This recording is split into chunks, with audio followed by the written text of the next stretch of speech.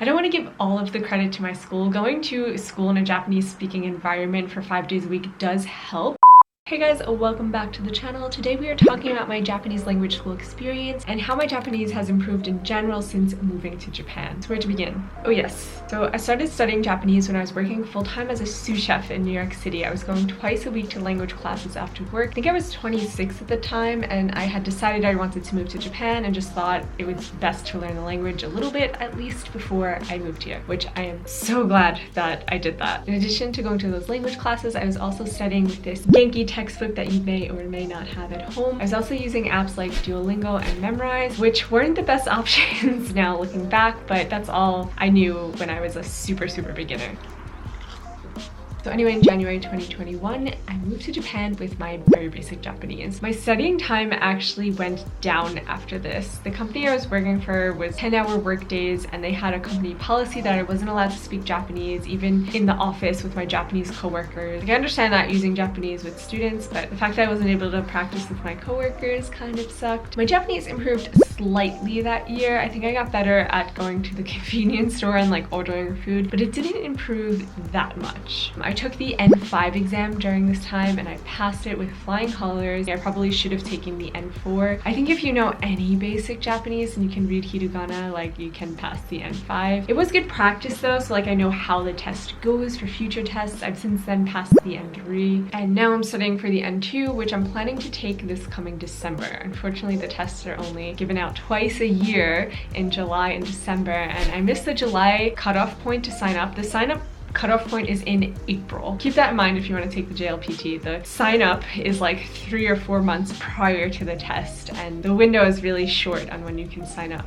so make sure to keep an eye out for that. Back on track, where was I? Before I moved to Japan, when I was locked out because of the thing that shall not be named, I thought it was a good idea to practice my Japanese on TikTok. AKA, I thought it was a good idea to embarrass myself publicly on TikTok. These videos are all private now, by the way, for a reason, but I'm going to embarrass myself slightly further and show you one here today, just as an example to show you what my Japanese was like before I moved here versus now what it's like. Now when I watch these videos, I see what I did wrong and how I could correct it and how I would say it now. I'm gonna watch it on my phone and I'm gonna like put it in the screen here or here. Maybe I should go over and like put it there. So yeah, I'm gonna watch it on my phone at the same time you're watching it so that we can like react to the cringe together. Now this video has 9,000 views and 834 likes and 28 saves. Why do people save it? They're probably making fun of me. That's okay, I deserved it. Anyway, let's go. こんにちはみんな。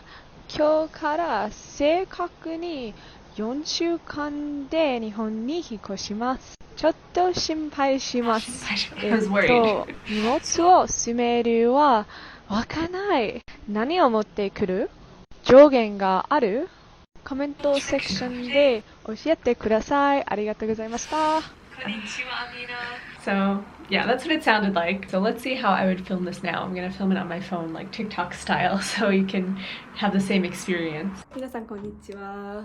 これから日本に引っ越すのでちょっと緊張しています。何を持っていったらいいわからないので少し悩んでいます。皆さん何を持っていったらいいと思いますか？コメントセクションで教えてください。よろしくお願いします。Yeah, my Japanese still isn't natural, but it makes sense now. I can communicate and be understood now, and it's cohesive. I'm working on making it sound more natural. The only way to really do that is to do shadowing and to just talk to native speakers and hear what they say to you and take it in, and yeah, just experience and time for that one. But the shadowing part really does help. That's something I like to do on Japanese Pod 101. It's also something that we started doing in school recently. So yeah, I'm pretty happy with how my Japanese is progressing. I think I'm right on track for someone who's been living here 2 years. I don't want to give all of the credit to my school. Going to school in a Japanese speaking environment for 5 days a week does help, but I do a lot of work outside of school as well, like the shadowing thing, studying kanji, and a lot of other stuff too. I make it a point to make Japanese speaking friends. So yeah, don't expect that if you just come to Japan and go to the Japanese language school that you'll magically be able to speak Japanese. It's not something you can learn passively. You do have to take an active role in your learning, for at least most people. Don't get me wrong though, school does help. Having that structure where I have essay assignments and speeches to give and